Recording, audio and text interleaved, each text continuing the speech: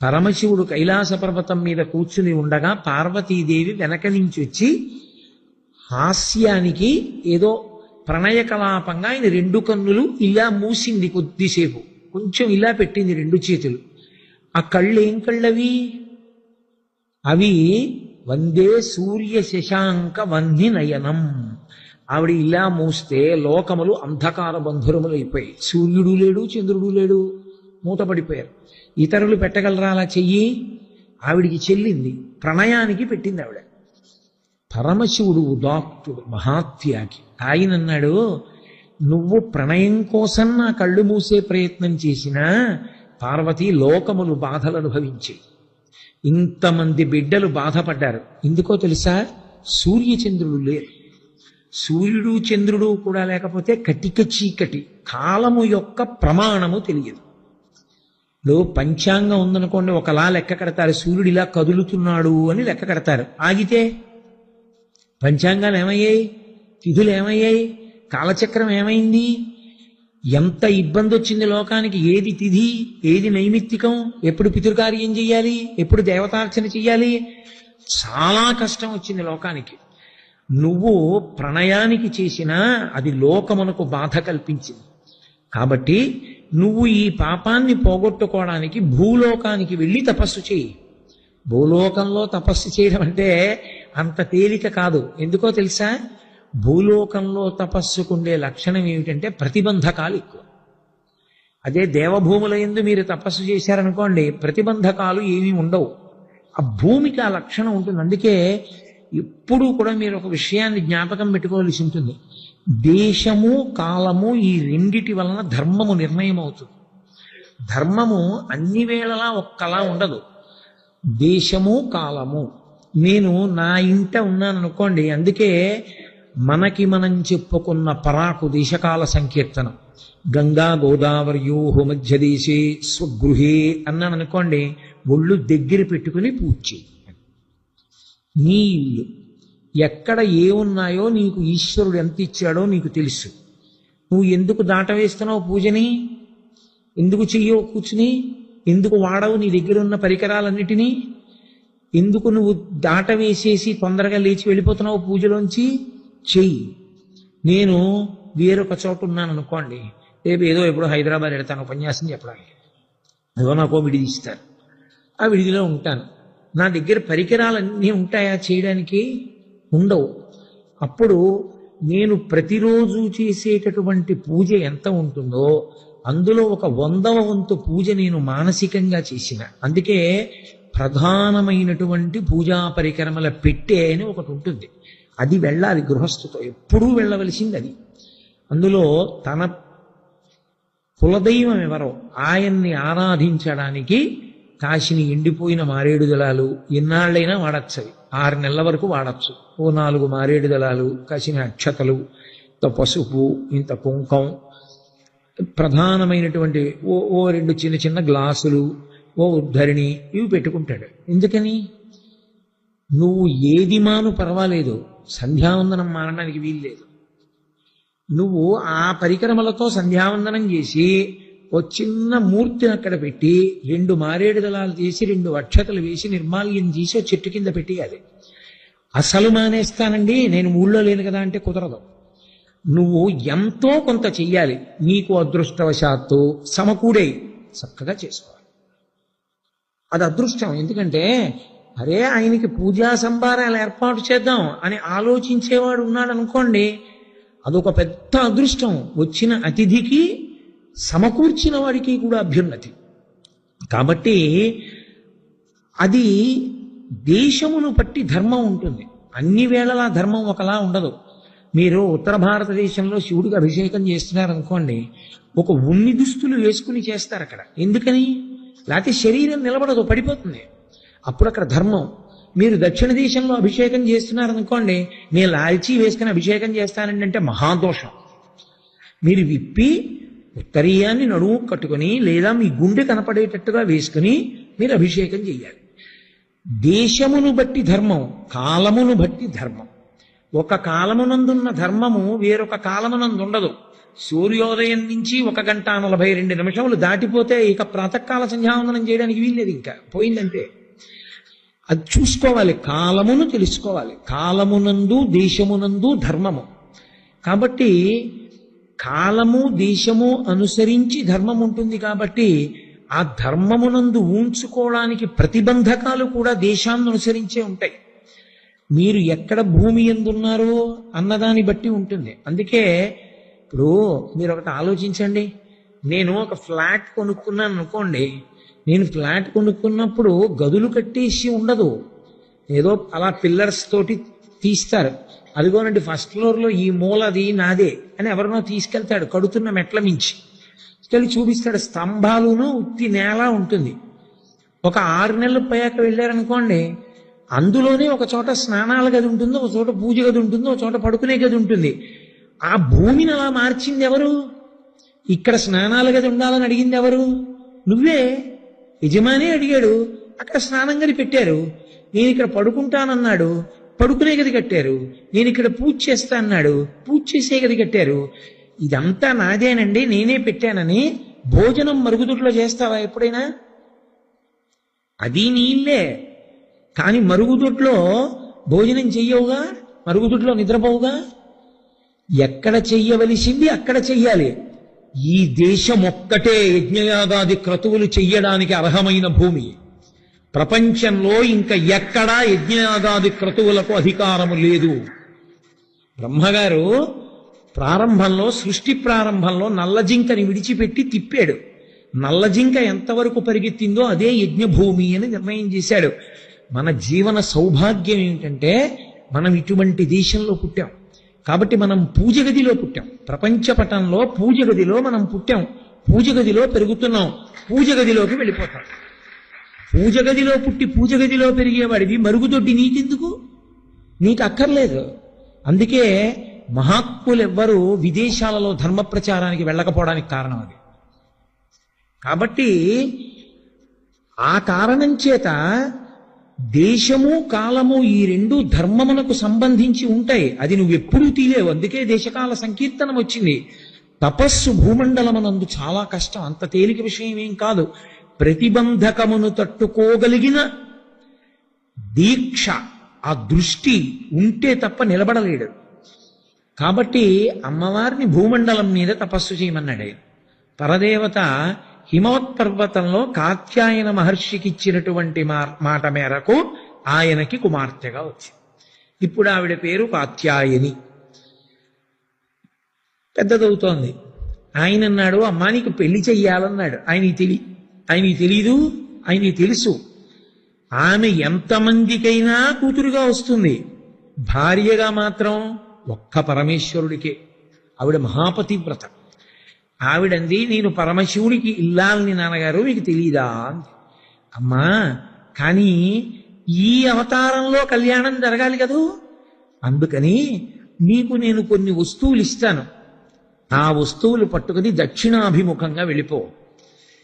ఏ ప్రాంతాన్ని నువ్వు చేరినప్పుడు ఆ వస్తువులన్నీ మార్పు చెందుతాయో ఆ ప్రాంతమే నువ్వు పరమశివుణ్ణి భర్తగా పొందడానికి యోగ్యమైన ప్రదేశమని గుర్తెరుగు.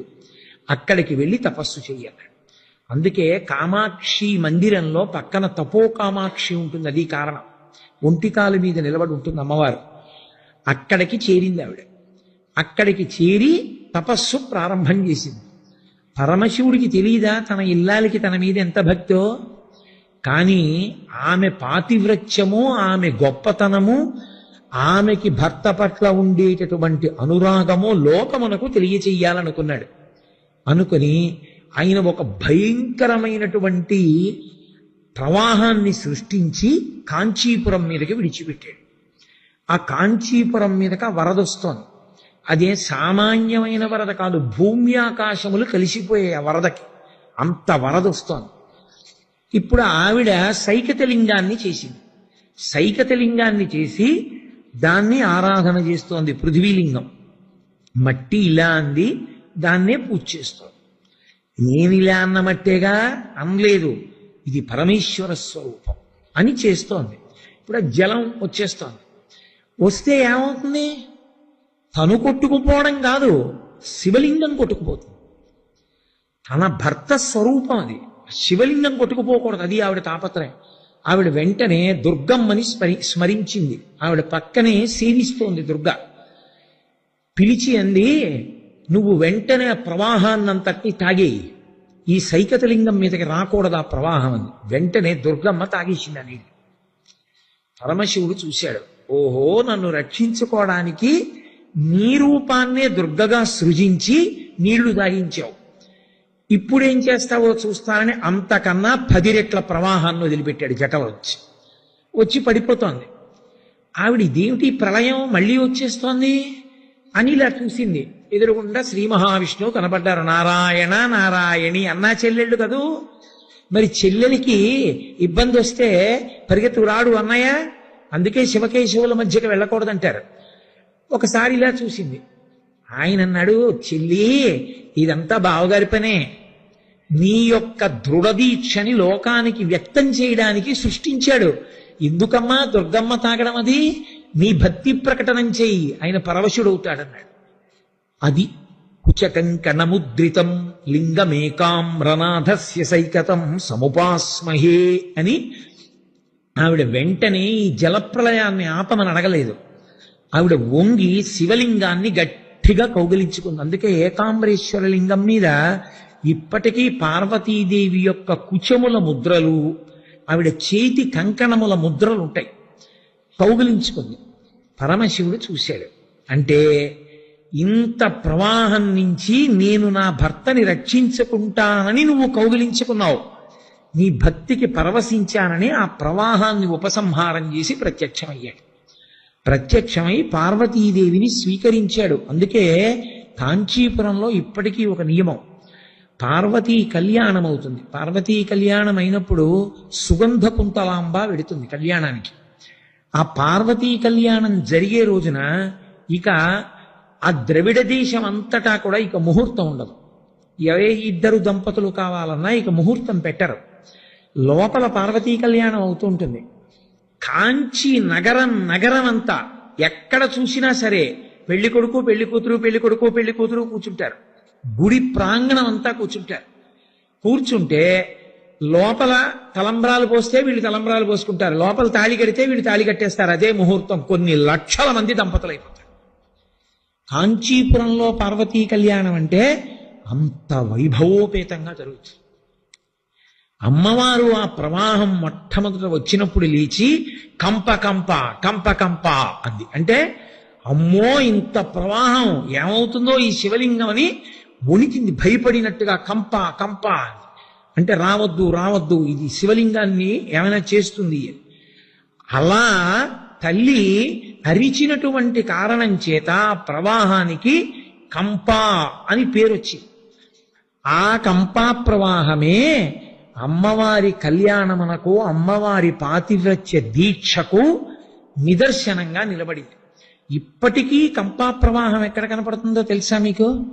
కంపా నదిని చూడాలి అంటే ఏకాంబరేశ్వర క్షేత్రం లోపలికి వెళ్ళిపోయి శివలింగం ఉన్నటువంటి ప్రాంతంలో మీరు ఆ ప్రాకారంలో, అంటే మహిషాసుర మర్దని అమ్మవారు ఉంటుంది, మహిషాసుర మర్దని అమ్మవారి పక్క నుంచి మీరు ప్రదక్షిణం చేసి వెడుతుంటే నాయనార్లు శివలింగాలు అన్నీ కనపడతాయి. ఆ ప్రాంతంలో ప్రదక్షిణం చేసి వెడుతుంటే ఊంజల్ మంటపం ఉంటుంది వెనకాల, దానికి పక్కనున్న స్తంభం మీద రతీమన్మధులు చిలుకల మీద కూర్చుని ఉంటారు. అది దాటి కొంచెం ముందుకెడితే ఏకాంబరేశ్వరుడు ఆ మామిడి చెట్టు ఉంటుంది. మామిడి చెట్టు కింద కళ్యాణమూర్తులు ఉంటారు. పరమశివుడు ఇలా కూర్చుంటే పార్వతీదేవి ఇటు తిరిగి కూర్చుని ఉంటుంది, ఒళ్ళో సుబ్రహ్మణ్యుడిని పెట్టుకుని. మళ్ళీ మా చెల్లెలు బావగారితో చేరిపోయిందని సంతోషంగా శ్రీ మహావిష్ణువు ఆలయ గోపురం నుంచి చూస్తూ ఉంటారు.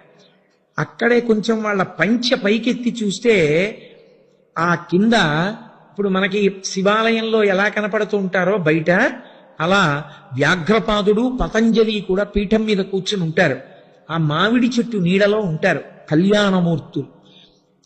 అక్కడ మీరు ప్రదక్షిణం చేసేటప్పుడు జాగ్రత్తగా మీరు గమనిస్తే, లేకపోతే తెలియదు, మీరు జాగ్రత్తగా గమనిస్తే కన్నాల్లోంచి కొంచెం నీళ్లు బుడుబుడు బుడుబుడు బుడుబుడు బుడుబుడు చప్పుడు వస్తూ చిన్న ప్రవాహం జల కనపడుతుంది మీకు. మీరు కొంచెం జాగ్రత్తగా ఆగి నిలబడి మీరు ఏ వేలో పెట్టి ఇలా అన్నారనుకోండి, మీకు నీళ్లు తగులుతాయి చేతికి. నీళ్లు తగిలి బుడగొస్తూ ఉంటుంది. బుడగొస్తూ ప్రవాహం వెడుతూ ఉంటుంది అడుగున. అదే కంపానది. అది అడుగు నుంచి వెడుతుంది. ఆ కంపని ఇంకా మీరు బాగా చూడాలనుకున్నారనుకోండి, ఏకాంబరేశ్వర దేవాలయం లోపలికి వెళ్ళేటప్పుడు ఎడంచేతి పక్కన ఓ గేటు తాళం వేసేసి ఉంటుంది. అది మీరు ఎవరినైనా అభ్యర్థిస్తే తాళం తీస్తారు. ఆ తాళం తీస్తే మీరు లోపలికి వెళ్ళినప్పుడు కుడి చేతి పక్కన మీకు ఢంకా గణపతి అని కనపడతారు. అది మీకు ఇంకెక్కడా లేదు ప్రపంచం. అక్కడ ఉన్నటువంటి గణపతి పెద్ద ఢమరుకం ఒకటి పెట్టుకుని ఢంకా పట్టుకుని 2 చేతుల్లో 2 కొయ్యలు పట్టుకుని ఇలా కూర్చుని ఉంటారు. అది కొడతాడు ఆయన. ఎప్పుడు కొడతాడో తెలుసా? పార్వతీ కళ్యాణం గాని, సుగంధకుంతలాంబ బయటికి వెళ్ళడం గాని, ఏ ఉత్సవం జరిగినా మొట్టమొదట తాంబూలం పట్టుకుని మేళతాళాలతో గణపతి దగ్గరికి వెడతారు. వెళ్ళి ఆయనకి పూజ చేసి తాంబూలం ఇచ్చి, అయ్యా కళ్యాణం మొదలు పెడుతున్నాం, ఇవాళ నుంచి ఈ కార్యక్రమాలు మొదలవుతున్నాయి, మొట్టమొదట నీకు చెప్తున్నాం, లోకానికి చెప్పంటారు. ఆయన ఢమరుకం వాయిస్తాడు. వాయించి పిలుస్తాడు అందరినీ. అక్కడుంటారు ఢమరుక గణపతి. సమస్త కళ్యాణములను ఆయనే ప్రకటనం చేస్తాడు. కాబట్టి ఆ గణపతి దర్శనం మహోత్కృష్టం అని చెప్తారు. ఇప్పటికి కాంచీపురంలో 2 గణపతులు ఉన్నాయి అటువంటివి. ఒకటి ఏకాంబరేశ్వర క్షేత్రంలో, ఒకటి వరదరాజస్వామి దేవాలయంలో ఉన్నాడు ఒక గణపతి. శ్రీ మహావిష్ణువు అభ్యర్థించి పెట్టుకున్నాడు అలా. ఇప్పుడు నేను మళ్ళీ ఆ గణపతి స్వరూపాల గురించి చెప్తూ వెళ్ళిపోతుంది. అంతా గణాపత్యం ఆ వైభవంలోకి వెళ్ళిపోతుంది. శ్లోకం అవద్దు, చెప్పడానికి రేపు ప్రసంగం కూడా లేదు. అందుకని అక్కడ మీరు ఎడం పక్కకి తిరిగితే, గణపతి దేవాలయానికి ఎదురుగుండా తిరిగితే అడుగు మీరు పెట్టలేరు. బ్రహ్మాండమైన కళ్యాణ మంటపం. ఎన్ని స్తంభాలతో ఉంటుందో, 1000 స్తంభాల మంటపం అంటారు. నిజంగా అబ్బా ఏమి కట్టడమో, అద్భుత కట్టడం. కానీ మీరు అడుగు పెట్టే సాహసం కూడా చేయలేరు. మంటపానికి బాగా బయట ఉన్న స్తంభాల దగ్గరే తిరిగేయాలంతే. అడుగు లోపలకు కూడా పెట్టలేరు. ఎందుచేత అంటే అసలు కొన్ని వేల గబ్బిలాలు తిరుగుతుంటాయి. ఎంత కంపు! నేను ఉన్న మాట ఉన్నట్టు చెప్పేస్తాను. ఒకానొకప్పుడు ఏకకాలంలో వరదరాజస్వామికి, ఏకాంబరేశ్వరుడికి కళ్యాణాలు ఆ మంటపంలో జరిగేవి. ఆ మంటపం ఇవాళ ఆ దుస్థితిని ఎందుకు పొందిందో దాన్ని నిర్వహిస్తున్న వాళ్ళకే తెలియాలి. అంత గొప్ప మంటపాల్ని మళ్ళీ పునరుద్ధరించి జాగ్రత్త చేయవలసిన అవసరం, భవిష్యత్ తరాలకి అందించవలసిన అవసరం దేవాలయాల్ని నిర్వహించేటటువంటి వాళ్ళు స్వీకరించవలసి ఉంటుంది. అంతకన్నా ఇంకా నేను దాని గురించి చెప్పడానికి ఏముండదు. కాబట్టి అటువంటి కళ్యాణ మంటపం పక్క నుంచి మీరు ఎడం పక్కకి తిరిగి కొంచెం తోట గడ్డిలా ఉంటాయి. అందులోంచి వెడితే ఒక చోట ఒక పెద్ద సరోవరంలా ఏర్పడి ఉంటుంది. ఆ సరోవరంలా ఏర్పడి ఉన్నటువంటి నదీ ప్రవాహమే కంపానది. అక్కడొచ్చింది. అమ్మవారు ఎక్కడ శివలింగాన్ని కౌగిలించుకుందో దానికి కుడి చేతి వైపు ఐతిహ్యంలో చెప్పినట్లుగానే మీకు కనపడుతుంది. ఆ కంపా ప్రవాహం ఒక చోట నిలబడి ఉంటుంది అక్కడ.